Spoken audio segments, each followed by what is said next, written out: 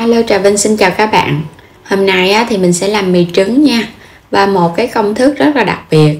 Mì mình không có cần phải nhồi bột nè, không có cần phải trùng.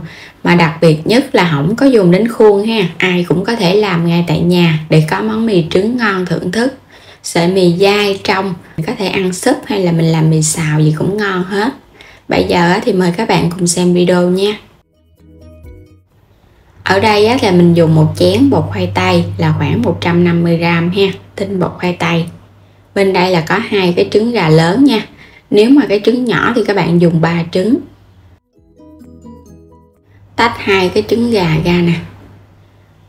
2 cái trứng này là loại lớn, size lớn luôn á. Các bạn sẽ khuấy trước nha, mình khuấy cho cái phần này nó tan ra một cái. Mình thấy cái kiểu này làm dễ lắm, không có cần nhồi bột, không có cần mình phải lấy trùng ở trên bếp luôn á, dễ mà ngon nữa. Rồi bây giờ sẽ cho bột vô từ từ nè. Bột khoai tây hay là tinh bột khoai tây thì sợi mì của mình nó sẽ trong dai và nó không có bị bở mềm. Và mình không có cần khuấy trùng với nước sôi ở trên bếp luôn. Thì thường sợi mì mà các bạn không có qua nước sôi mình không có cái bước khuấy trùng là nó sẽ bị chảy, cho phần bột vào trong mà luộc là chảy liền. Nhưng mà với cách này là mình thấy không có bị chảy gì hết trơn, sợi mì vẫn tròn đều mà không có cần ép khuôn. Mình cứ khuấy từ từ nha. Nếu như mà cái phần bột của mình nó có hơi đặc quá là do mình thiếu trứng, thì lúc này các bạn mình cho chút xíu nước cũng được nữa. Còn mà nếu mà nó có lỏng quá là do cái phần trứng nó hơi nhiều, thì các bạn cho bột vô từ từ thôi. Xong rồi bây giờ mình sẽ dùng cái bọc ni lông nè, mình gót bột qua để một chút nữa mình làm sợi mì cho nó nhanh. Không có cần dùng khuôn, có thể áp dụng cho nhiều bạn không có khuôn tại nhà đó. Thì cách làm bằng bọc này dễ hơn. Cho hết vô trong bọc rồi bây giờ các bạn sẽ buộc nó lại nha. Một chút nữa mình mới làm. Tiếp theo thì mình có ăn kèm là phần thịt xay, chút mình nấu. Cà rốt ha, bây giờ sẽ cắt sợi ra nhỏ nhỏ. Chút nữa mình sẽ làm cái phần mì xào á. Mình có bắp cải trắng nữa nè, cũng cắt sợi ra luôn. Cái phần mì là mình làm theo cái cách đó, còn nguyên liệu đi kèm là tùy sở thích của từng bạn thì các bạn có thể thay đổi nha.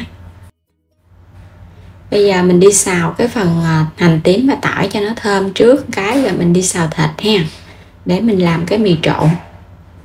Cho thịt vô, xào với lửa lớn cho phần thịt của mình nó săn thơm lên. Thịt heo hay là thịt bò, mình làm cái loại mì xào á. Ở đây là mình dùng thịt heo, còn các bạn thích thịt bò thì mình làm thịt bò xay cũng được. Khi thịt đã săn rồi thì mình cho cà rốt và bắp cải vô luôn nha. Rồi các bạn cũng trộn đều lên. Một chút nữa mình trộn vào trong mì, nó ngon lắm á, nó giòn giòn mà nó ngọt nữa. Trộn đều cho nó chín sơ qua một cái rồi cái mình hãy nêm nếm nha. Có thể cho thêm chút nước. Mình cho vào đây muỗng canh dầu hào nè. Tiếp theo là hạt nêm, chút xíu nước tương, đường nè. Rồi trộn đều lên cho gia vị nó thấm vô. Nếu mà các bạn thích ăn cho nó giòn giòn thì mình xào sơ là được. Còn thích cho nó chín một chút thì thêm chút xíu nước rồi nấu một chút nha. Phần mì mình để 10 phút cho bột nó nở. Thì bây giờ mình bắt sẵn cái nước sôi rồi cái cho vô trong cái nước một muỗng canh dầu ăn. Bắt đầu các bạn sẽ bóp nhẹ nhẹ từ từ, cái sợi mì của mình nó sẽ chảy ra. Nó gặp nước sôi, nó sẽ xe cái cọng mì lại và nó không có bị dính chùm vào nhau. Và nhớ trong cái nước là phải có một chút dầu ăn nha, để cho cái sợi mì này nó tách rời với nhau và nó bóng hơn ha. Mình cứ cho vô từ từ vậy nè. Nó sôi lên tự động sợi mì nó sẽ nổi lên trên mặt đó.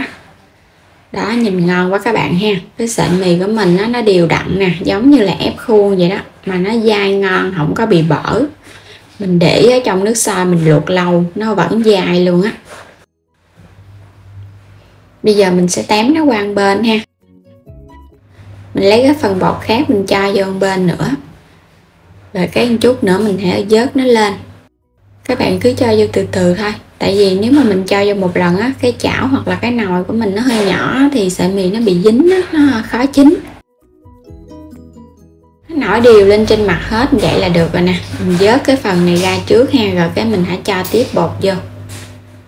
Nhìn cái sợi mì nó trong và nó nhìn nó đều đặn á, ngon nè. Đây là cái phần thứ hai, cái chảo thứ hai mà mình làm nè. Mình làm được 2 lần á.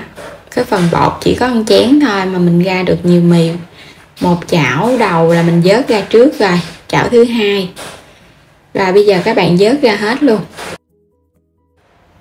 Mình nấu cái phần súp này có tôm khô nè, cà rốt, rồi mình nêm vào trong này một chút hạt nêm, một ít đường.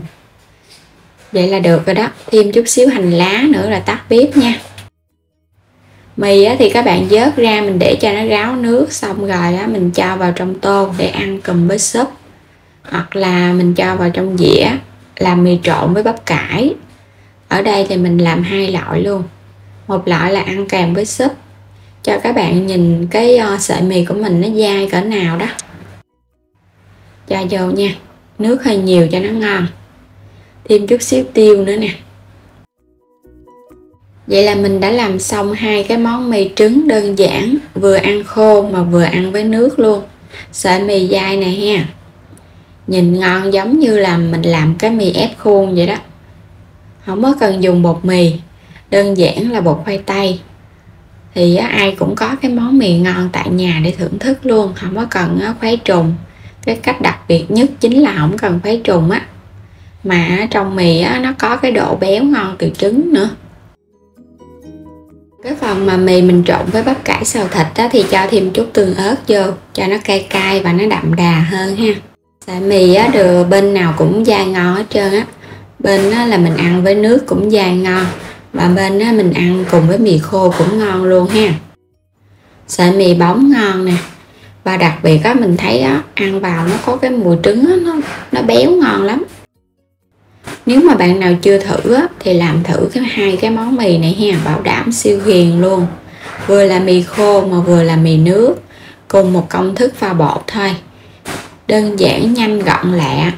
Thì dù cho mình mới tập nấu ăn, mình vẫn có thể có mì ngon tại nhà để thưởng thức luôn. Mà mình thích nhất là cái mì ăn cùng với nước súp thì sợi mì của mình nhìn nó sẽ ngon hơn so với mà mình ăn mì trộn chút. Tại vì mì trộn nó không có nước mình thấy sợi mì nó hơi khô và nó nhìn nó hơi ẩm ẩm một chút. Ngon lắm các bạn. Nước súp mình nấu cùng với tôm khô thì nó thơm nè, và mình cho thêm củ cải nữa, nó ngọt nước. Đến đây thì mình chúc các bạn ngon miệng nha. Có thể lựa chọn với 2 món mì này. Và đừng quên đăng ký kênh, ủng hộ Alo Trà Vinh để nhận các video mỗi ngày xem hoàn toàn miễn phí nha. Xin chào, hẹn gặp lại các bạn ở những video tiếp theo.